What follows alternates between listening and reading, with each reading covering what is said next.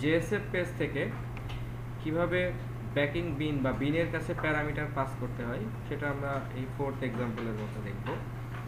অনেক সময় আমাদের এরকম সিচুয়েশনের প্রয়োজন হয় যে একটা ফর্ম থেকে ডাটা যখন সাবমিট করা হচ্ছে, একটা নির্দিষ্ট ফর্ম থেকে হয়তো আমাদের দুইটা আলাদা আলাদা বাটনের মাধ্যমে, সে ফর এক্সাম্পল মনে করেন একটা হয়তো ইনসার্ট বাটন থাকবে, একটা হয়তো আপডেট বাটন থাকবে।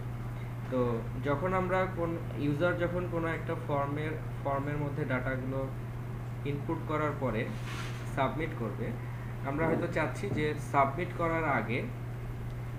করার পরে ইউজারকে আরেকবার কনফার্ম করার জন্য যে ইউজার এটাকে দেখে ডিসাইড করবে যে এটাকে সাবমিট অ্যাকচুয়ালি করতে চাচ্ছে কিনা বা ইনসার্ট বা ডিলিট করতে চাচ্ছে কিনা। তো এক্ষেত্রে যে প্রবলেমটা হয় সেটা হচ্ছে যে ফর্ম থেকে যখন আমরা ডাটা একবার বিনের কাছে পাঠায় দেই, তার পরবর্তীতে সেটা যদি মানে প্রথম রিকোয়েস্টের ক্ষেত্রে ডাটাটা বিনের কাছে জমা থাকে, কিন্তু যদি আমরা পরবর্তীতে ওই বিনের কাছে রিকোয়েস্ট পাঠাই তখন আর বিনের মধ্যে ওই ভ্যালুগুলো আর স্টোর থাকে না। তো কেবলমাত্র একবার ফার্স্ট টাইম রিকোয়েস্টের ক্ষেত্রেই বিনের কাছে ওই ভ্যালুগুলো স্টোর থাকে, ফার্দার রিকোয়েস্ট করলে আর বিন ওই ভ্যালুগুলো দিতে পারে না।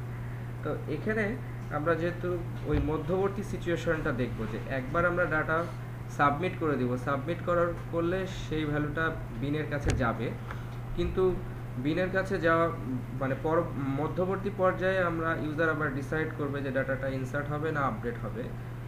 তো সেক্ষেত্রে তখন ডাটাটা যখন আবার সাবমিট হবে তখন ওই ডাটাটাকে বিনের কাছ থেকে আর পাওয়া যাবে।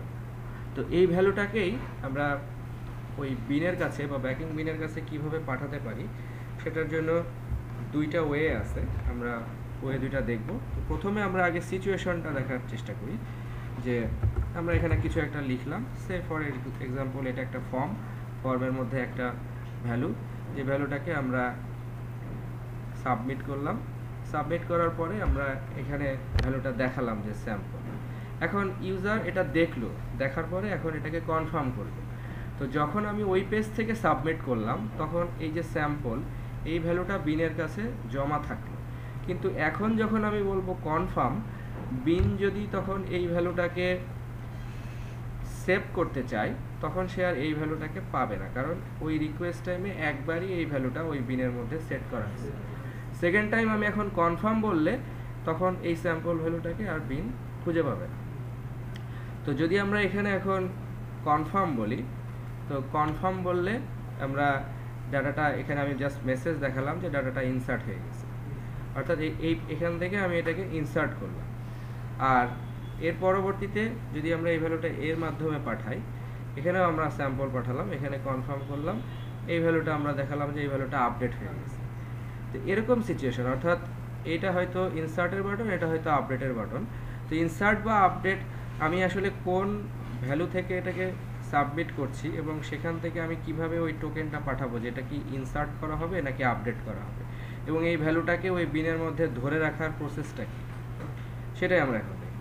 তো প্রথমে আমরা এই ফর্মটা দেখি যে এইখানে আমরা কি করছি, যে এখানে আমাদের একটা ফর্ম আছে, প্যানেল গিড আছে, ইনপুট টেক্সট আছে।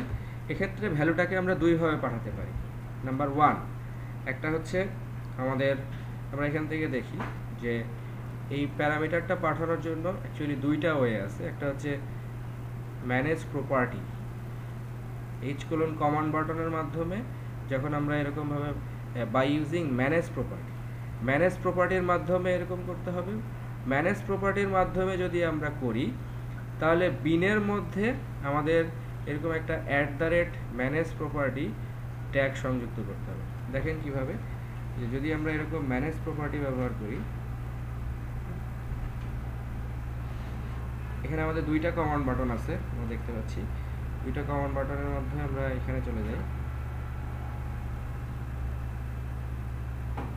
এটা হচ্ছে আমাদের ইউজার বিনের মধ্যে আমরা যদি এখানে আমাদেরকে বিনের মধ্যে ম্যানেজ প্রপার্টির মধ্যে আমরা এখানে ব্যবহার করছি প্যারাম.সাম প্যারাম। এখন এই সাম প্যারামটা আসলে আমরা কোথা থেকে পেলাম?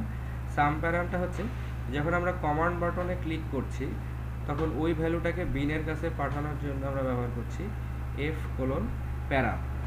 f:প্যারামের মধ্যে আমরা একটা প্যারামিটারের নাম দিয়ে দিচ্ছি, সেটার নাম হচ্ছে সামপ্যারাম, এবং একটা টোকেন আমরা পাঠাচ্ছি ভ্যালু হিসেবে, যে এটা হচ্ছে ইনসার্ট। ঠিক আছে, তো এখানে যে নেম প্যারামিটারটা আমরা পাঠাচ্ছি সামপ্যারাম, এটাই আমরা পাঠাচ্ছি হচ্ছে ম্যানেজ। এই প্রপার্টিটাকে আমাদের হ্যান্ডেল করতে হবে @manage প্রপার্টি এটার মাধ্যমে। তো এই @manage প্রপার্টি এখানে আমাদেরকে বিন ডিক্লারেশনের পরে আমাদেরকে @manage প্রপার্টি param.samparam এটা রাখতে হবে। এখন এই ভ্যালুটাকে আমরা আসলে কোথায় পাঠাচ্ছি? ইউজার বিনের অ্যাকশনের কাছে পাঠাচ্ছি। ইউজার বিনের অ্যাকশনের মধ্যে আমরা এই ভ্যালুটাকে আসলে অন্য একটা পেজের মধ্যে পাঠিয়ে দিচ্ছি। এই পেজটার নাম হচ্ছে কনফার্ম পেজ। তো আমরা এখন কনফার্ম পেজের মধ্যে যাই। কনফার্ম পেজের মধ্যে থেকে যখন আমরা কনফার্ম পেজের মধ্যে গেলাম, তখন ওই কনফার্ম পেজের একটা আউটপুট টেক্সটের মধ্যে আবার আমরা এই ভ্যালুটাকে সেট করছি ইউজার ইনপুট, user input, অর্থাৎ এই ভ্যালুটা যে আমরা দেখালাম ইউজার ইনপুট, এটা কোথা থেকে আসলো? এই ভ্যালুটা ছিল হচ্ছে এই যে user input, অর্থাৎ user input যে ভ্যালুটা দিল সেই ভ্যালুটা আমরা এখানে জাস্ট ডিসপ্লে করলাম। পরবর্তীতে যখন আমরা ওই ভ্যালুটাকে, অর্থাৎ এই যে ইউজার ইনপুটটা আমরা এখান থেকে অ্যাক্সেস, এই পাশ ইন্ডেক্স থেকে পাঠালাম কনফার্মের কাছে, আবার কনফার্মের মধ্যে এসে আমরা অ্যাক্সেস করলাম।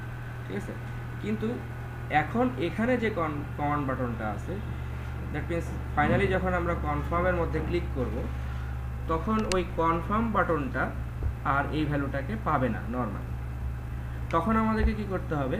ওই কমান্ড বাটনের মধ্যে আমরা f:প্যারাম এটার মাধ্যমে আবার ওই ভ্যালুটাকে পাঠিয়ে দিব userbin.sampparam। এই সামপ্যারামের জন্য আমাদের একটা গেটার, অর্থাৎ এই যে এখানে আমরা যে প্যারামিটারটা তৈরি করলাম ম্যানেজ প্রপার্টি, এই ম্যানেজ প্রপার্টির আন্ডারে একটা কি থাকবে? গেটার মেথড, গেটার সেটার মেথড থাকবে। তখন আবার এই ভ্যালুটাকে আসলে আমরা কি করছি, যে এই মধ্যবর্তী পেজ থেকে পুনরায় আবার বিনের কাছে পাঠিয়ে দিচ্ছি। সেটা হলো যে আমরা মধ্যবর্তী বিন থেকে আবার বিনের কাছে পাঠিয়ে দিচ্ছি, তাহলে পরের বার আবার ভ্যালুটা নতুন করে বিনের মধ্যে সেট হয়ে গেল। যখন এটা সেট হয়ে গেল, তখন এখানে আমরা দেখতে পাচ্ছি যে, অর্থাৎ যখন আমরা এখান থেকে ভ্যালুটা এখানে পাঠাচ্ছি, তখন এটা মধ্যবর্তী, দ্যাট মিনস কনফার্ম পেজের মধ্যে আছে। কনফার্ম পেজের মধ্যে থেকে যখন আমরা আবার এটাকে কনফার্ম করছি, কনফার্ম করার পরে এটা তখন আবার এটা তখন ভ্যালুটা সাবমিট হচ্ছে, এবং এই ভ্যালুটা সাবমিট হয়ে এখানে একটা অ্যাকশন কাজ করছে। সেই অ্যাকশনটা হচ্ছে ডিসপ্লে অ্যাকশন আবার জাস্ট এটাকে প্রিন্ট দিচ্ছে আর কিছু, সিস্টেমে প্রিন্ট দিচ্ছে। যখন আমরা সিস্টেমে যাচ্ছি তখন এটা কি আইদার ইনসার্ট না আপডেট, এখানে জাস্ট আমরা সিনারিওটা বোঝানোর চেষ্টা করছি যে যখন একটা ডিসপ্লে অ্যাকশনে যাবে তখন হয়তো আমি এখানে ডাটাটাকে ইনসার্ট করব, অর্থাৎ ওটা ইনসার্ট বাটন থেকে আসছে, সুতরাং এটা ইনসার্ট হবে। ওটা যদি আপডেট বাটন থেকে আসে তাহলে ডাটাটা আপডেট হবে। এই সিনারিওটা জাস্ট এখানে বোঝানোর চেষ্টা করছি যে আমি এখানে প্রিন্ট দিলাম ইনসার্ট, তার মানে আমি এখানে ইনসার্টের কাজগুলো করব। আবার যদি এটা হয় আপডেট, তাহলে তখন আমি এখানে আপডেটের কাজগুলো করব।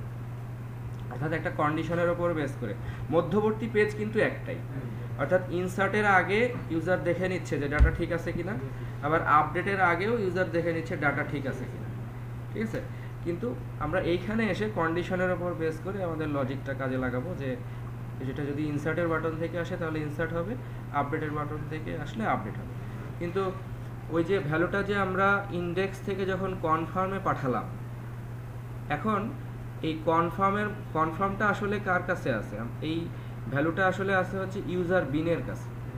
তো ইউজার বিন আসলে ভ্যালুটাকে ধরে রাখছে, মধ্যবর্তী পেজটা হচ্ছে কনফার্ম, কিন্তু কনফার্ম থেকে যখন আবার আমরা কনফার্ম বাটনে ক্লিক করব, তখন ওই ভ্যালুটাকে যদি আমরা পুনরায় না পাঠাই, তখন বিন আর ওই ভ্যালুটা যতই আগে সেট করা থাকুক, সে আগের ভ্যালুটাকে আর ধরতে পারবে না। তখন সেই কারণে আমরা ওই ভ্যালুটাকে, সেই কারণে আমাদের কি করতে হচ্ছে, ওই প্যারামিটারের ভ্যালুটাকে পুনরায় আবার বিনের কাছে পাঠাতে হচ্ছে। এই ব্যাপারটাকেই আমরা বলছি যে কিভাবে আমরা জেএসএফ পেজ থেকে ভ্যালুগুলোকে ব্যাকিং বিনের কাছে পাঠাবো। তো এটা একটা ওয়ে। এই ক্ষেত্রে যদি আমরা এরকম ব্যবহার করি, f:প্যারাম ব্যবহার করি, তাহলে তখন আমাদেরকে এটা ম্যানেজ প্রপার্টি দিয়ে হ্যান্ডেল করতে হবে। ম্যানেজ প্রপার্টি মানে ওই যে @ম্যানেজ প্রপার্টি, তখন আমাদের এইটা লাগবে, অ্যানোটেশনটা লাগবে @ম্যানেজ প্রপার্টি। আর সেকেন্ড ওয়েটা হচ্ছে যে f:set প্রপার্টি অ্যাকশন লিসেনার, এটা প্যারাম আর এটা হচ্ছে প্রপার্টি অ্যাকশন লিসেনার। তো যদি আমরা প্রপার্টি অ্যাকশন লিসেনার ব্যবহার করি তাহলে তখন আর আমাদের ম্যানেজ প্রপার্টি লাগবে না, তখন আমাদের ওই শুধু সাম প্যারামের গেটার মেথডটা হলেই হবে, গেট সাম প্যারাম। এবং এই ক্ষেত্রে তখন আমরা ভ্যালু হিসেবে টোকেন হিসেবে পাঠিয়ে দিচ্ছি হচ্ছে আপডেট। মানে আমি জাস্ট এখানে দেখাচ্ছি যে ইনসার্ট এভাবে পাঠাবো, আপডেট এভাবে পাঠাবো তা না, মানে এটার মাধ্যমে আমরা ইনসার্টও পাঠাতে পারি, আপডেটও পাঠাতে পারি, আবার এই পদ্ধতির মাধ্যমেও আমরা ইনসার্ট বা আপডেট পাঠাতে পারি। মানে এই দুটা হচ্ছে দুইটা আলাদা আলাদা ওয়ে। একটা হচ্ছে আমরা যদি f:প্যারাম দিয়ে পাঠাই তাহলে হচ্ছে ম্যানেজ প্রপার্টি ইউজ করতে হবে, আর যদি সেট প্রপার্টি অ্যাকশন লিসেনার দিয়ে পাঠাই তাহলে আর ম্যানেজ প্রপার্টি লাগবে না, নর্মাল একটা গেটার মেথড থাকলেই হবে। ঠিক আছে, প্রসেস কিন্তু এক। অর্থাৎ আমরা যখন আবার এখান থেকে আসব যে ম্যানেজ প্রপার্টির পরিবর্তে যদি আমরা প্রপার্টি অ্যাকশন লিসেনার এটার মাধ্যমে আসি তাহলেও ভ্যালুটাকে আমরা প্রথমে একবার পাঠালাম, কিন্তু এখন কনফার্ম করলে ভ্যালুটা আর নর্মালি ধরে রাখতে পারবে না, সেজন্য এটাকে আবার পুনরায় পাঠাতে হচ্ছে বিনের কাছে। এই পুনরায় পাঠানোর দুইটা পদ্ধতি, একটা হচ্ছে আইদার f:প্যারাম আর f:set প্রপার্টি অ্যাকশন লিসেনার। যদি আমরা f:প্যারাম ব্যবহার করি তাহলে আমাদের @ম্যানেজ প্রপার্টি ইউজ করতে হবে, আর যদি প্রপার্টি অ্যাকশন লিসেনার ইউজ করি তাহলে নর্মাল গেটার মেথড ইউজ করতে হবে, আর কিছুই লাগবে না। তো এটাই ছিল আমাদের এই এক্সাম্পলটার উদ্দেশ্য, যে কিভাবে আমরা JSF এর অ্যাকশন প্যারামিটারগুলো কিভাবে আমরা ব্যাকিং বিনের কাছে পাঠাবো।